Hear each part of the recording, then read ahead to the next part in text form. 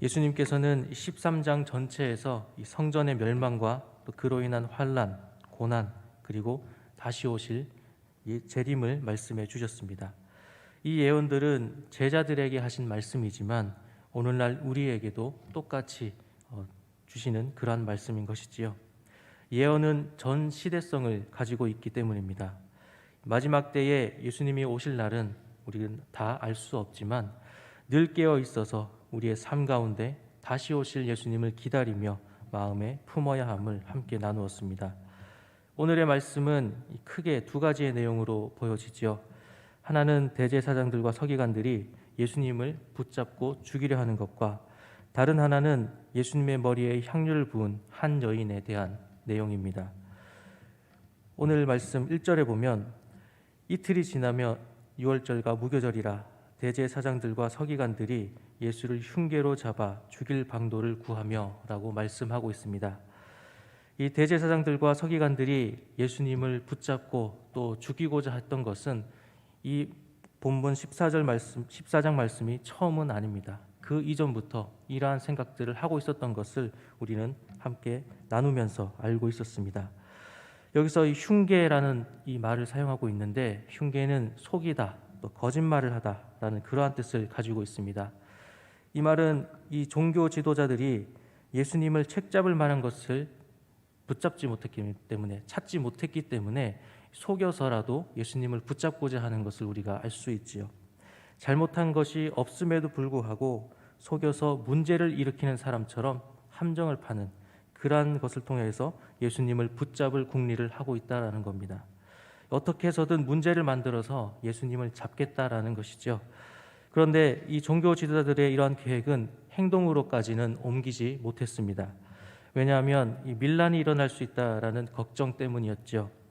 예수님을 따르는 무리들이 있었고 또 죄가 없으신 예수님이 붙잡히신다면 소동이 일어날 수밖에 없었을 것입니다. 특별히 이 다가오고 있는 이 유월절 기간에는 예루살렘에 엄청난 인파가 몰려들기 때문에 이러한 밀란이 일어나기가 굉장히 쉬운 그러한 상황에 있었습니다.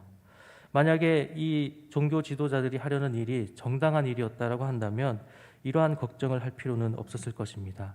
하지만 그렇지 못했기 때문에 이 사람들이 몰려드는 이 기간이 이들에게는 걱정거리가 되었다라는 것입니다. 이렇게 이 종교 지도자들의 예수님을 붙잡고 또 죽이고자 하는 것은 그 앞에서 우리가 보았지만 신속모독이라고 하는 그러한 이 죄를 뒤집어 씌우려고 하는 그러한 것을 내세우고 있었지만 사실은 어떻게든 혐의를 만들어서라도 붙잡으려는 이 마음속에 악함이 자리 잡고 있음을 우리가 보게 됩니다. 우리는 이 하나님의 일을 한다고 하면서 실상은 자신의 욕심을 채우려는 모습을 경계해야 합니다. 또 하나님의 기뻐하실 만한 일을 한다고 하면서 나의 일을 정당화하려는 모습은 없는지 우리를 돌아보아야 합니다. 나의 섬김이 진정으로 하나님을 위한 것이라고 한다면 이런저런 이유로 멈출 수는 없을 것입니다. 그런데 이런 종교 지도자들과는 달리 예수님을 온전히 섬기는 이 한 사람이 우리 말씀에 나오고 있습니다. 3절에 예수님께서 베다니 나병 환자 시몬의 집에서 식사를 하고 계시는 것을 말씀해 주고 있습니다. 예수님은 유대인들이 싫어했던 이 세리와 죄인들과도 함께 식사하시고 또 친구가 되실 정도로 어떤 사람에 대한 차별이 없으신 분이셨지요. 하지만 그럼에도 이 나병 환자의 집에 들어간다라는 것은 사실은 어려운 일일 것이었습니다. 왜냐하면 이 나병에 걸렸다라고 한다면 이 따로 격리된 생활을 이렇게 했기 때문에 예수님이 나병 환자인 시몬의 집에 들어가셨다라기보다는 예전에 나병 환자였던 이 시몬을 고치셔서 이 고침받은 나병 환자였던 이 시몬의 집에 들어가셨다라는 것이 아마 더 적절한 표현이었을 것입니다. 예수님께서 이 치유받았던 시몬의 집에 들어가셨을 때에 이러한 일이 있습니다.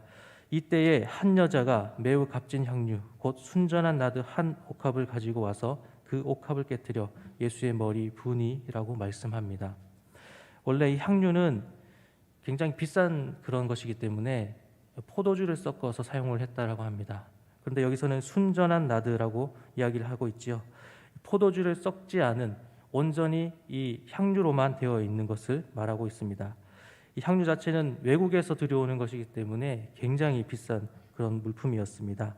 이 한 옥합에 300데나리온이라고 하고 있는데 이것은 일반적인 노동자가 1년 동안 해야 벌 수 있는 그런 엄청난 돈이었다고 합니다.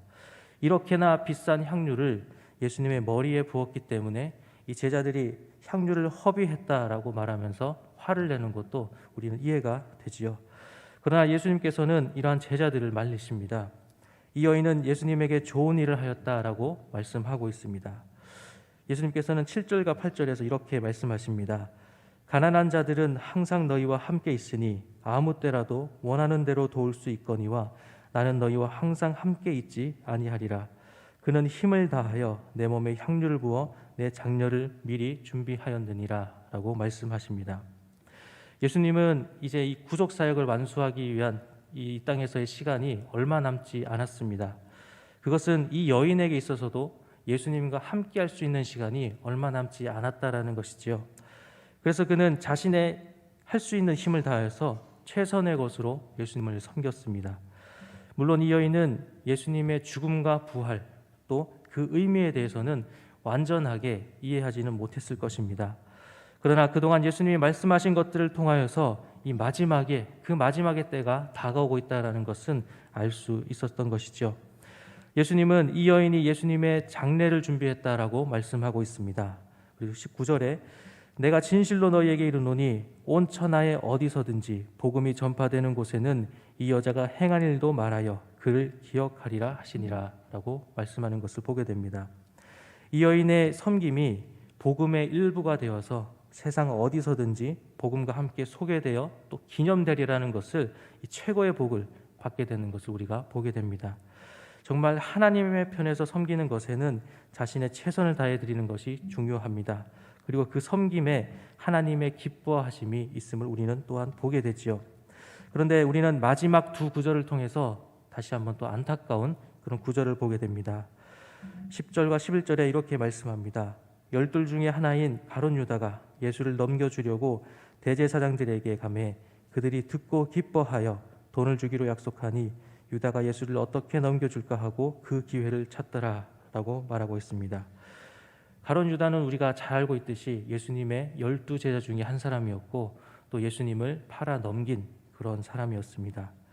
조금 전 이 나드 한 옥합을 그대로 예수님께 바쳤던 섬겼던 이 여인의 이 모습을 보고 또 예수님께서 이 여인에게 칭찬하시며 이 여인에게 어떤 복을 주시는 그런 말씀을 하시는 것을 보고도 이 유다는 예수님을 팔아 넘기는 그런 일을 계획하고 또 이 제사장들 앞에 나아가서 예수님을 팔 것을 함께 계획하는 것을 우리가 보게 되지요.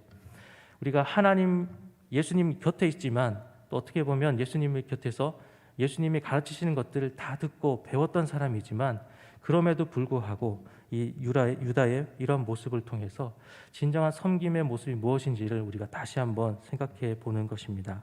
오늘 말씀을 정리하겠습니다. 우리는 이 처음에 1절과 2절에서 대제사장들과 서기관들은 예수님을 어떻게 해서든 죽이기 위한 그런 모습을 보게 되지요. 사실은 이 사람들은 종교 지도자들은 가장 우리가 겉으로 보기에는 가장 하나님을 섬기는 그런 사람들이었습니다. 그러나 이들은 그 안에 악한 마음을 통하여서 하나님의 일을 신성모독하는 예수님을 붙잡는다라고 하는 이 겉으로는 그럴듯해 보이는 그런 이유로 예수님을 붙잡기 위한 이런 악한 계획을 하는 것을 우리가 보게 됩니다. 그러나 그 뒤에 이어서 이 나드 한 옥합을 온전히 바쳤던 섬겼던 이 여인을 통해서 어떻게 보면은 정말 과분하게 느껴질 정도로 자기의 바칠 수 있는 모든 것을 다 바치는 섬기는 이 여인의 모습을 통해서 정말 하나님의 편에서 섬기는 것이 무엇인지를 보게 됩니다. 이 대제사장들과 이 여인의 이 마음의 중심이 다르다는 것을 우리가 보게 되는 것이지요. 그리고 또한 이 가룟 유다도 마찬가지입니다. 누구보다도 예수님 옆에서 예수님 곁에서 예수님이 말씀하시는 것들을 배우고 또 가르침을 받았던 이 가룟 유다였지만 그럼에도 불구하고 예수님을 팔아넘기는 엄청난 이 악한 죄악의 결과를 맞게 되는 것을 우리가 보게 됩니다. 우리는 이 섬김에 대해서 우리가 한번 생각해 보기를 원합니다. 예수님, 우리가 하나님 앞에 드린다라고 하는 섬김은 여러 모습으로 우리가 보여지기도 하지요. 또 우리가 교회에서 섬기는 그런 사역들도 그렇지만 또 우리가 주님 앞에 드리는 어떤 경건의 시간들 역시도 마찬가지일 것입니다. 우리가 매일 정해진 시간에 드려지는 이 예배와 또 기도의 시간 가운데에 우리가 온전히 하나님 앞에 드리는 것이지만 이것이 나를 드러내거나 혹은 나의 어떤 욕심을 채우기 위한 것은 아닌지 우리는 돌아보기를 원합니다. 또한 우리가 정말 하나님 앞에 드리는 그 섬김이 무엇인지를 또한 생각해 보는 시간이 되기를 원합니다. 오늘 말씀을 통하여서 하나님의 편에서 드리는 섬김이 하나님이 기뻐하시는 섬김이라는 것을 기억하며 우리 마음 가운데 품고 나아가기를 소망합니다. 기도하시겠습니다.